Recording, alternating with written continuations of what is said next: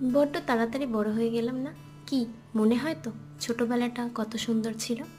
সকাল 7টার সময় ঘুম থেকে উঠে ঘুম ঘুম চোখে পড়তে যাওয়া ছিল। পড়তে থেকে ফিরে তাড়াহুড়ো করে খেয়ে আবার স্কুলে যাওয়া ছিল। স্কুল থেকে ফিরে বিকেলে বন্ধুদের সাথে মাঠে খেলতে যাওয়া ছিল। সন্ধ্যাবেলায় মায়ের কাছে পড়তে বসা ছিল। সেই সময় বড় বড় ক্যাফে ছিল না। পাড়ার মোড়ে 5 টাকার 10টা ফুচকা আর 5 টাকার আইসক্রিম ছিল। তখন আমাদের ডিপ্রেশন নয়, পড়ে গিয়ে হাতে পায়ে কাটাছেঁড়ার দাগ ছিল। আমাদের সময় চ্যাট জিপি ছিল না, ছাত্র বন্ধু আর রায়ান মার্টিনের সহায়িকা ছিল।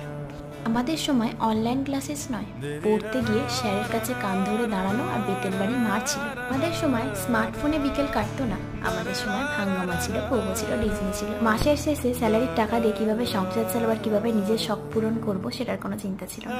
এ সময় মা বাবার প্রতি একটা অসম্ভব বিশ্বাস এবং ভরসা ছিল। বড় হয়ে ভালো থাকার অভিনয় না, ছোটবেলায় ভালো থাকা ছিল।